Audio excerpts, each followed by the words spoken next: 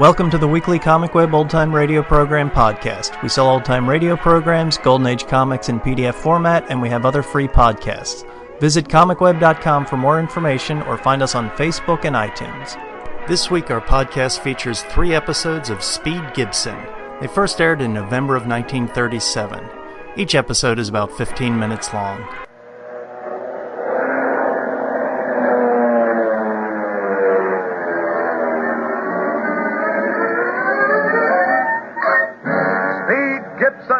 Of the International Secret Police. Hello.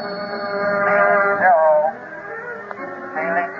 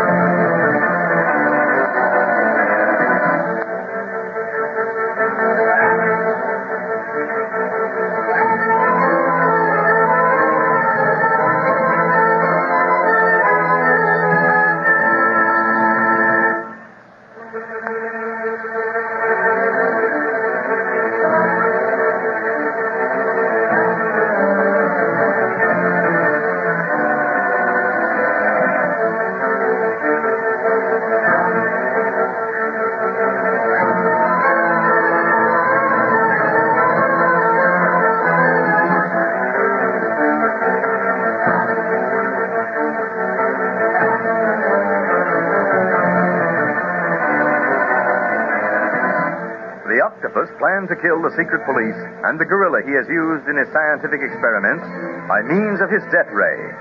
Before he can do this, however, the giant beast calls for help, and the camp of the octopus is attacked by hordes of angered gorillas. The criminal manages to escape with his deadly machine to his plane on Lake Kivu, but many of his followers are not so fortunate, and most of the gorillas, seeing the fleeing native, follow in pursuit. Even Gambu, the giant gorilla, is distracted from the secret police, but a new danger faces the helpless boys. A tree dislodged by the weight of so many gorillas is perilously leaning toward Clint, who, bound to a post, is unable to escape its threat. Hey, Clint, that tree's going to fall on you. Try to slide down to a kneeling position. Then the post will get most of the crash. I'm trying, Barney. I'm trying, but I'm tied so tight I can hardly move up or down. You've got to. Force yourself down. Look out, Clint, the tree's falling. Suffering wang doodles. It caught him square. The branches are covering him and the post. Clint, are you all right? Yeah, Barney. Thanks, brother. Tree broke my post off near the base. Holy cats, think what would have happened if it had hit your head instead of the post. Yeah, I managed to get down just in time, Barney. I'm able to slide my arms down the post and get free of it. What? Yes, sir. I can do it. I have done it. Now it'll only take a second to get this rope off my wrist. Boy, if you can get loose, we're saved. Well, here I come. I'm free, Barney, free. Now, here, I'll cut you loose. Boy, I thought them gorillas was going to finish us off. And instead, they were the cause of us getting loose. But thanks, Clint. It feels a lot better now to be able to move my arms again. Just hope the gorillas don't come back, Barney. We'll have to hide if they do, under the branches of that tree, perhaps. And hope they don't find us. I don't think they'll be back. They all headed after the octopus natives. They'll keep them busy for a while. Too bad Gambu can't swim. I think he would have gone right out in the Lake Kivu after the octopus. Yeah, it's too bad the octopus got away. Well, let's free Speed and Collis. They look a little anxious. Don't blame them. I was anxious myself when I saw Gambu squeeze himself out of that cage of his and knew how mad he was. Clint, are you all right? I never thought I'd see you walk again when that tree fell on you. Missed me, Speed. I managed to slide out of range of it, and it struck the post instead. Dios, what luck we have, Clint. Just at the time when all hope seemed gone, a miracle happened to save us. Yeah, but miracles come in funny clothes to us. Almost had to knock Clint's head off to save us. But it saved us, Barney. That's the swell part of it. All right, now. There you are. You're loose, Speed. And now for Collis. I'm very thankful that they happened to leave you your knife, Clint. Otherwise, it would not be so easy to set us free, not so quick. Yes, the only thing they did leave me, Collis. And judging from the looks of the camp, about the only thing the gorillas left, too. They certainly wreck things as they pass through it. And they don't have to try either. They just step on something and it's out of circulation for all time. How fortunate that they saw the natives fleeing in the distance. That movement caught their attention and they instinctively knew they were the enemies that threatened Gambu. Yeah. Boy, it would have been terrible if they'd gone after us. We didn't have anything to defend ourselves with. Not even our hands. No. And from the sound of things, I don't think the guerrillas will be back. Do you, Carlos? No, Clint. After destroying the natives, if they catch up with him, Gambu will probably lead his people as far from these posts as possible. He has good reason to fear and hate it, poor beast. Yeah. Did the octopus manage to take off in all the excitement? Yeah, I don't see any planes on the lake. They're on their way to the Sahara by this time. Yeah. Hey, what's so funny, kid? Why, we're alive, Barney. And only a little while ago, we didn't have any hope of staying that way. That's why I'm laughing. Oh, I get it.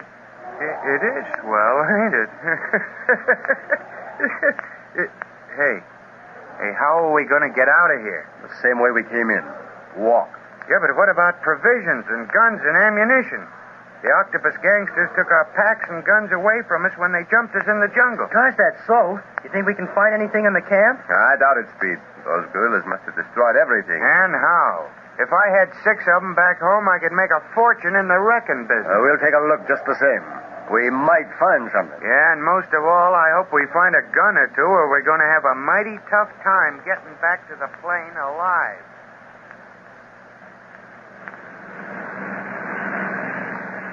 Well, Zabul, it will not be long before we arrive at our headquarters on the Sahara.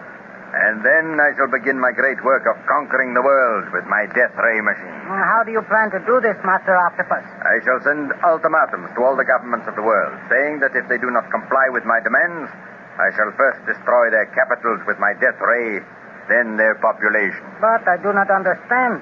How can you do this from the Sahara Desert, Master? The death ray has only a limited range. But a long one, Zabul, do not forget that.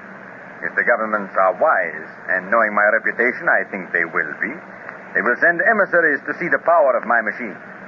If they do not, then a special plane built to carry the death ray will visit the countries and destroy them. And will you run no danger from their anti-aircraft guns?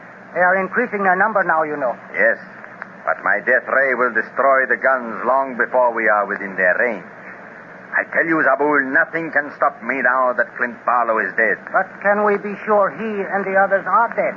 We did not stay to see. The guerrilla attack prevented that. Did you not see enough of the fury of the guerrillas from this plane as we took off from Lake Kivu to know that they destroyed the secret police, Zabul? Yes, you are right, Master.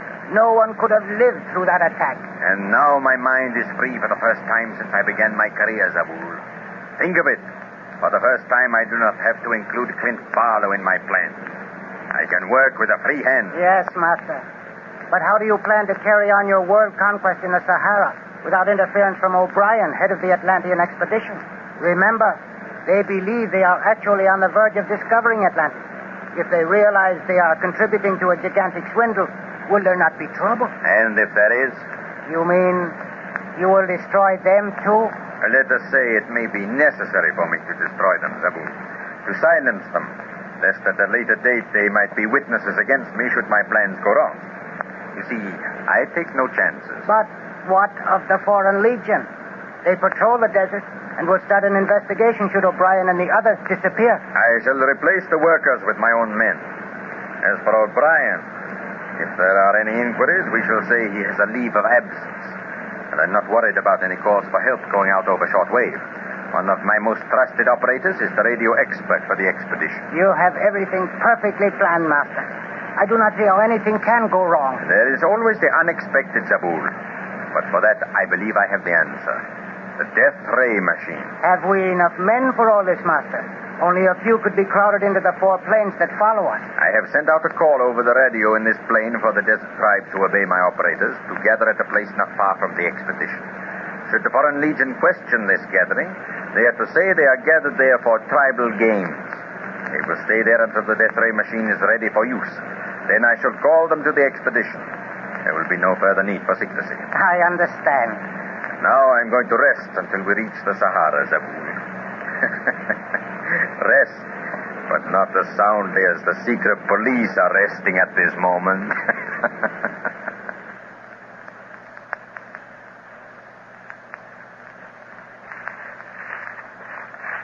Well, Clint, we've been hunting through this wreck camp for 2 hours. And all we've found so far are some water canteens and them gorilla skins the octopus gang disguised themselves in to capture us. I know, Barney. Just about looked everywhere we can, too. Those gorillas certainly destroyed things. Is there enough water in those canteens to last us until we get back to our plane, Clint? Yes, Speed, I believe so. We need something more than water to live on, out on the trail. And a fat chance we have of finding anything else, since this is a hunger country. Yeah. Are there any native villages closer to us than our plane, Carlos? No, not that I know of. I can't take a chance hunting for one. That's a cinch. No, we'll have to start back for our plane right away and live off the land as much as possible. But what'll we eat? You may have to cultivate a taste for monkeys yet, Barney. Monkey? No. I think we're mighty lucky to still be alive, personally. And it'll be an adventure to live off the land on our way to the plane. Adventure? What do you think we've been having all along? Tea parties? Don't pay any attention to Barney, Speed. You have the right spirit. Just keep on thinking that way and you'll be all right. Okay, Clint. All right, now let's see. What have we got for our safari? As far as I can see, the clothes on our back, them canteens of water, and some gorilla skins, which ain't what I'd call a complete camping outfit. Our most serious lack is guns. We have no way of defending ourselves against the wild animals. Carlos, the other jungle beasts don't often bother the gorillas, do they? No, Clint. They know better. Well, then we have our safe passage to our plane. The gorilla skins. Huh? Why, don't you see, Barney? We'll put on these gorilla skins, and the animals, thinking we're gorillas, won't attempt to attack us. Hey, wait a minute. You're not going to make a monkey out of me. Clint is right, Barney. Our journey back to the plane is going to be hard. We'll be lucky to reach safety alive. The gorilla skins give us one more hope. Why throw away that chance? Yeah, Barney, why? Oh, guess you're all right, as usual. If we're going to have to eat monkeys, I might as well look like a gorilla. Where's my skin? All right. Here you are, Barney. I think this will fit you. And here's Speed. You take the smallest one. It's still pretty big. Well, they've been built out so that they fit a man and still look like a gorilla. See, those natives knew what they were doing, all right, to prepare these hides. I'm stuck. Well, stop waving your hands in the air until I can help you. You're not supposed to jump into your skin, you know. Well, why not? I've jumped out of it often enough. Hey, look at Speed. He's got his on already, and he sure looks like a gorilla. You want to, Barney? But we must do more than look like gorillas, amigos. We must sound like them. Their barking is like this. Oh, yeah. All right now, Barney, that's enough. We can practice along the trail. But right now, we better get started. We've plenty of jungle miles to travel before we can breathe safely again.